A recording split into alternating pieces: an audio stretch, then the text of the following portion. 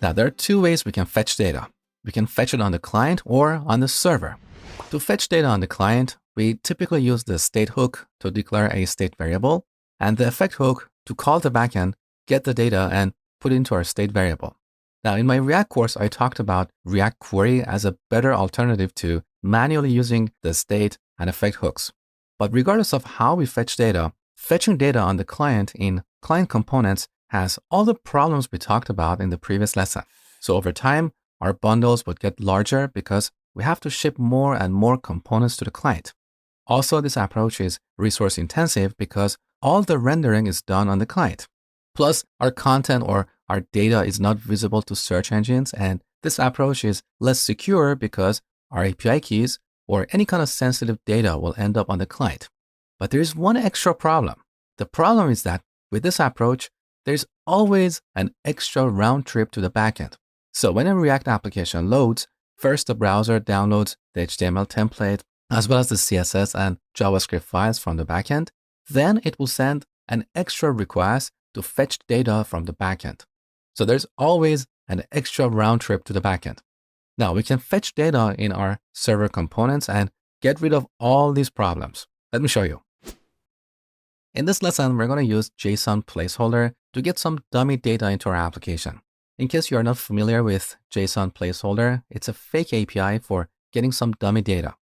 So head over to jsonplaceholder.typecode.com.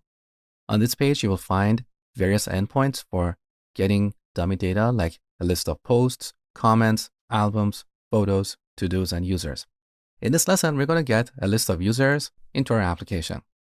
So look, each user object has a bunch of properties like ID, name, username, and so on.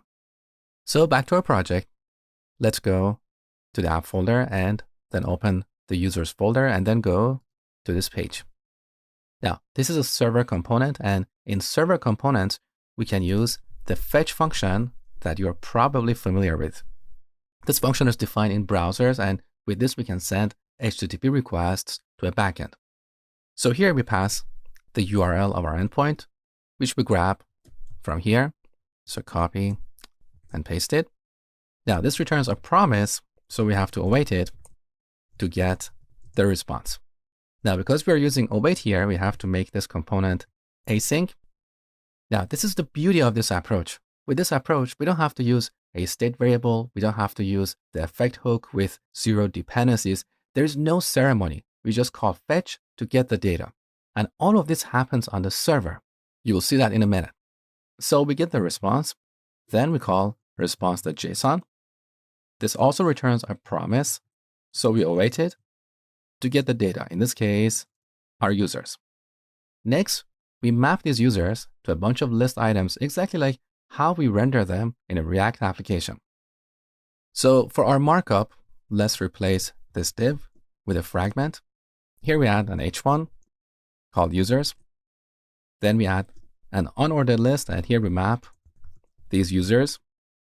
We grab each user. Now, if you type user dot, look, we don't see anything because the compiler doesn't know about the type of these user objects. So if you hover our mouse over this constant, look, the type of this constant is any, which means we don't know. It could be anything.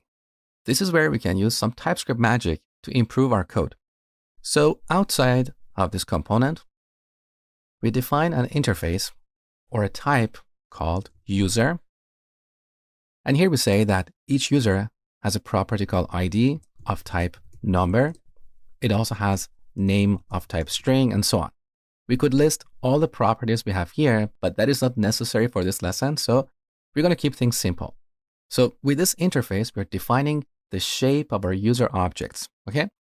Now, where we declare this constant, we annotate it with its type, which is user array. Okay. With this, when we type user dot, we can see the properties of user objects. So this is the benefit of using TypeScript. With TypeScript, we get auto-completion when we're coding. And also, if we have any kind of errors like typos, we can catch those errors at build time before we run and deploy our application. Okay. So here we're going to map each user to a list item. First, we give it a key, which we set to user.id.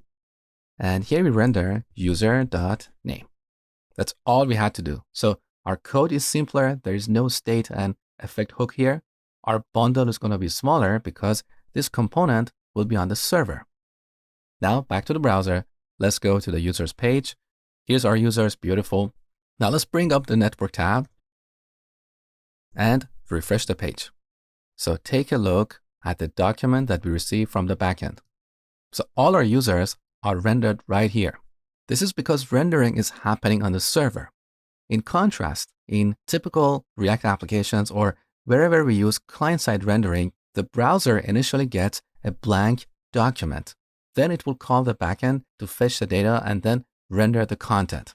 So there's always an extra round trip to the backend, and our application is not search engine friendly. So to fetch data, whenever possible, we should fetch it in server components.